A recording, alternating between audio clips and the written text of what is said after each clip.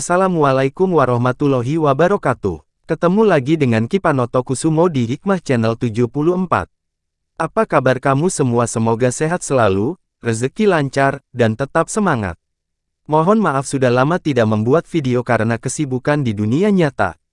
Mohon silakan subscribe channel ini dan nyalakan loncengnya untuk mendapatkan notifikasi terbaru ketika kami upload videonya. Terima kasih.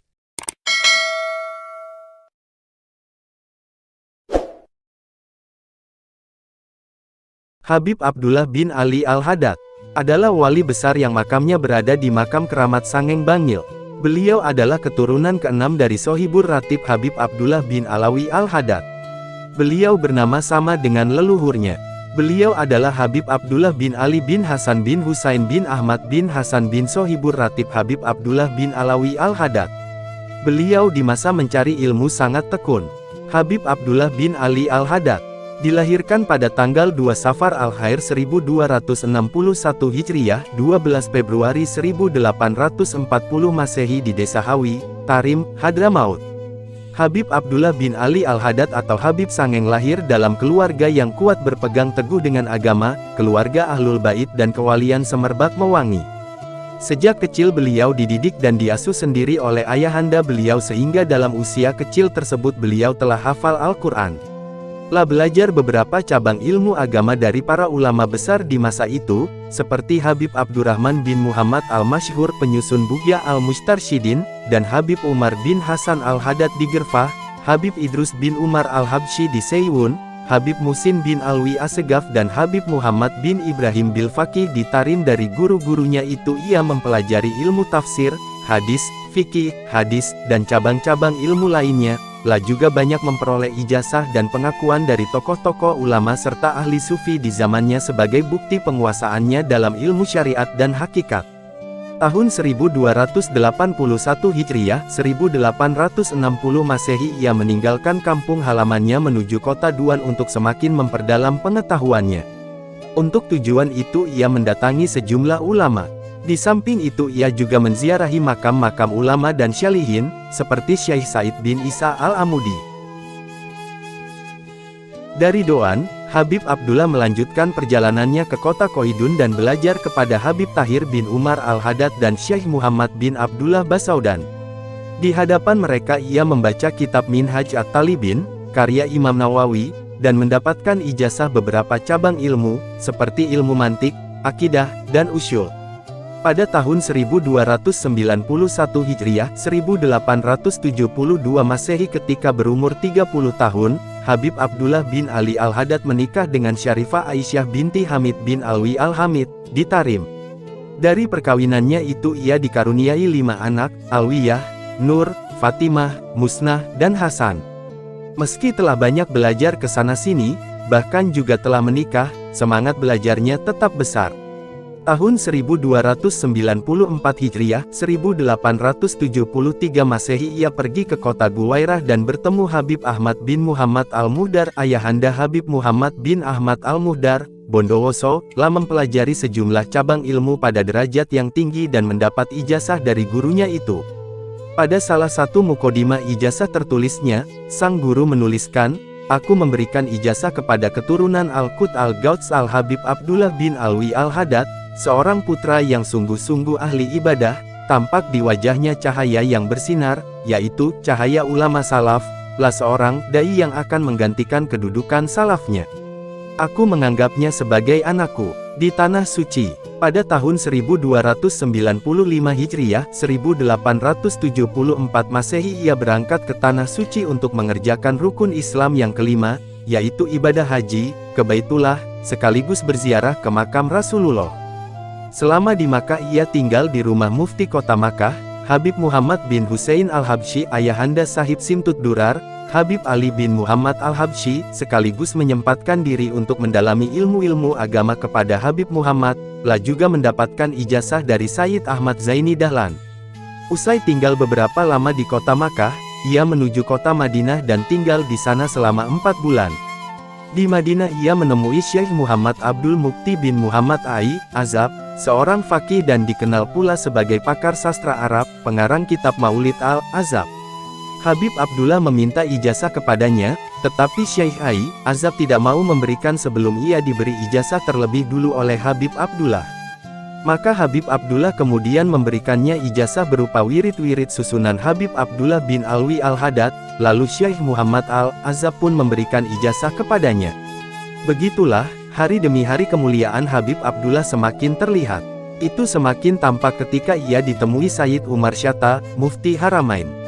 Diceritakan, Sayyid Umar mimpi berjumpa Rasulullah dan diperintahkan agar berziarah kepada Habib Abdullah bin Ali Al-Haddad. Dia adalah cucuku yang sebenarnya, kata Nabi kepada Sayyid Umar Syatta. Setelah berjumpa dengan Habib Abdullah, Sayyid Umar Syatta menciumi lutut dan kaki beliau serta meminta maaf karena tidak mengetahui kedudukannya kalau tidak diberitahu oleh Nabi.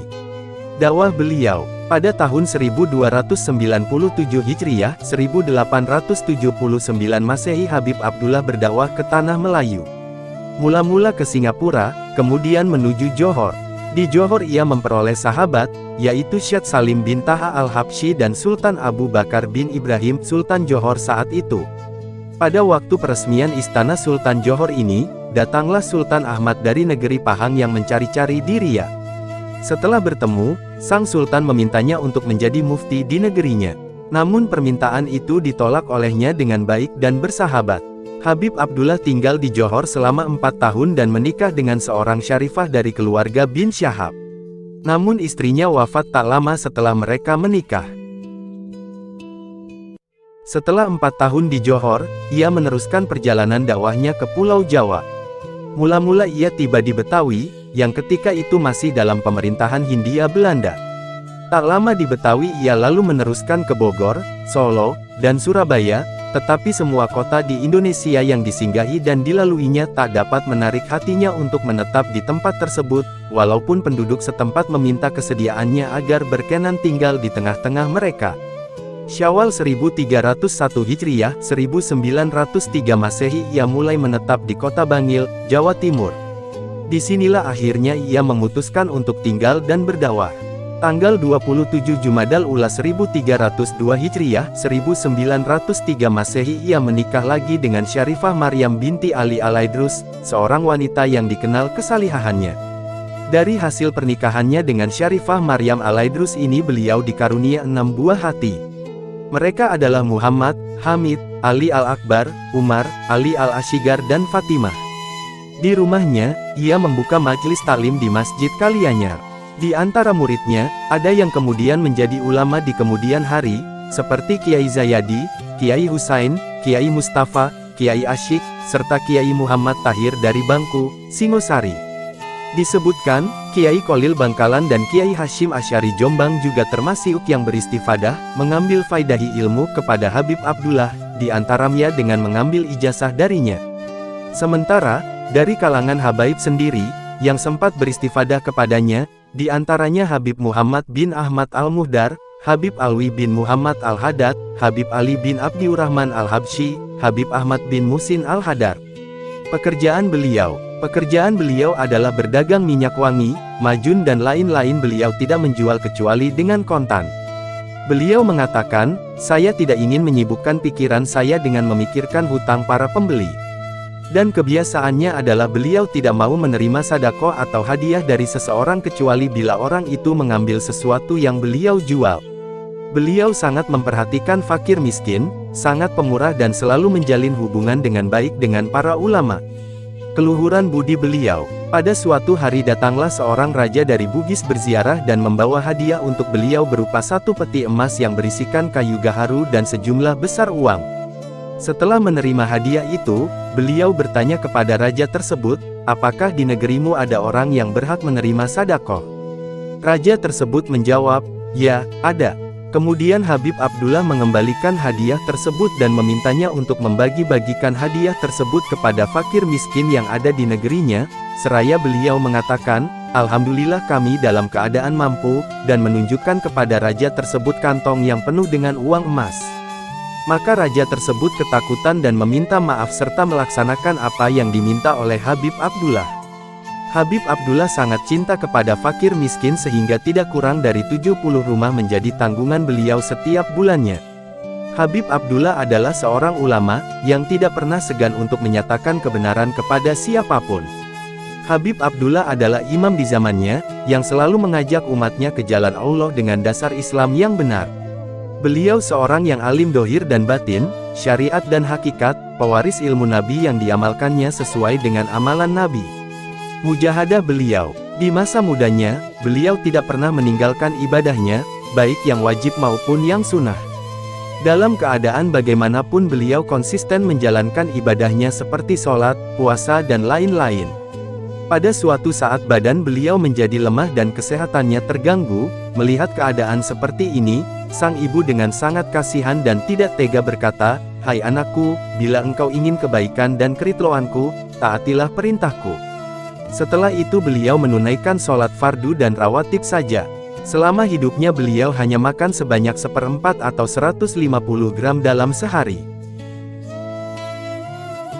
Waktu maghrib sampai isya, merupakan waktu yang diutamakan beliau untuk membaca Al-Quran dengan hafalan sembari didampingi oleh putranya Muhammad.